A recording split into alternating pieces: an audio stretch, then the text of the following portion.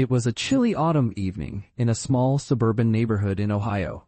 The trees had started shedding their leaves, leaving the streets empty and desolate. The clock struck 7:20 p.m., and Jason, a 22-year-old college student, was preparing to head out for his part-time job. His parents were on a weekend getaway, and his younger sister, Emily, had gone over to her friend's house for the night. Jason was left home alone for the first time in months, and he was excited about the rare opportunity to enjoy the house all to himself. Little did he know, his hour alone would turn into a nightmarish experience that he would never forget. As Jason settled into the couch, flicking through the TV channels, he heard a sudden creaking sound coming from upstairs. Must be the house settling, he thought, dismissing it with a shrug. The wind outside had picked up, causing the old windows to rattle. He continued watching his favorite show, not thinking much about it, but the sound seemed to linger in the background, like a whisper in the air. Just then, his phone buzzed. It was a text from his mom.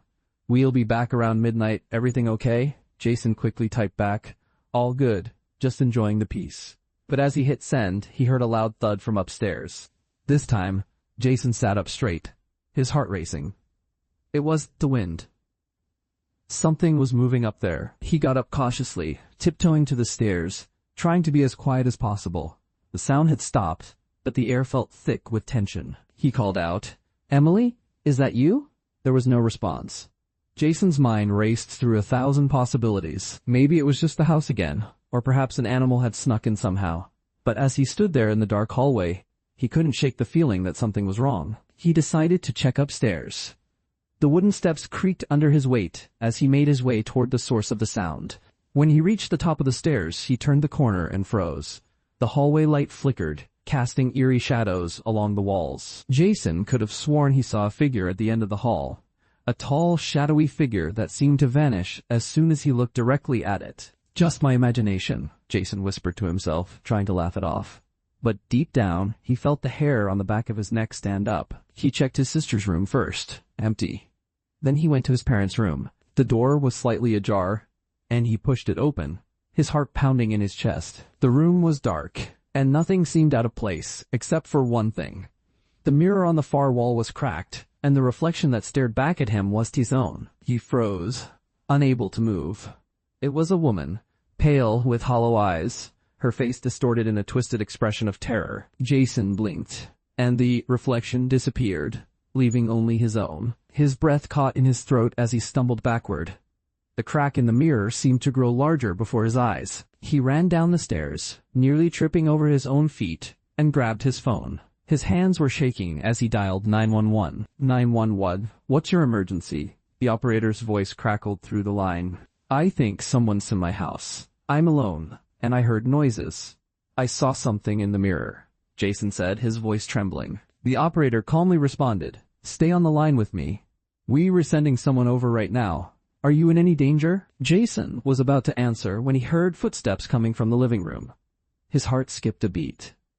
"What the hell?" he whispered. He hung up the phone and crept toward the living room. The footsteps stopped, and Jason could hear a faint scratching noise like something was dragging across the floor. He peered around the corner, expecting to see an intruder. But there was nothing, just silence. Suddenly, the front door slammed shut. Jason spun around, his blood running cold. The door had been wide open earlier. He ran to lock it, but when he turned the deadbolt, it wouldn't tight move. Panicking, he checked the other doors and windows, but everything was secure. Or so it seemed. Jason returned to the living room, trying to steady his breath. The TV flickered, showing nothing but static. He reached for the remote to turn it off, but the power cut out altogether.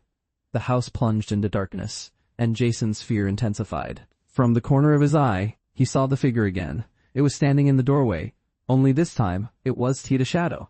It was a woman, pale, gaunt, with eyes that seemed to stare straight through him. Jason screamed, but no sound came out. He couldn't move, couldn't breathe.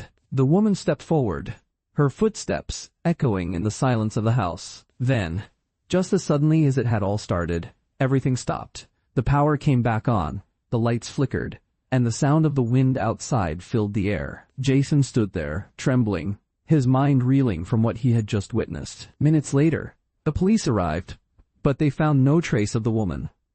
The house was empty, just as it had been before. Jason was left with a haunting question. Was it all just his imagination, or had he truly experienced something beyond explanation? As he sat on the couch, his phone buzzed again. It was another text from his mom. "We'll be home in 15 minutes. Everything okay?" Jason stared at the screen for a moment, then typed back, "Yeah, everything's fine. Just a little creepy, that's all." But deep down, he knew something far darker had happened during that hour alone.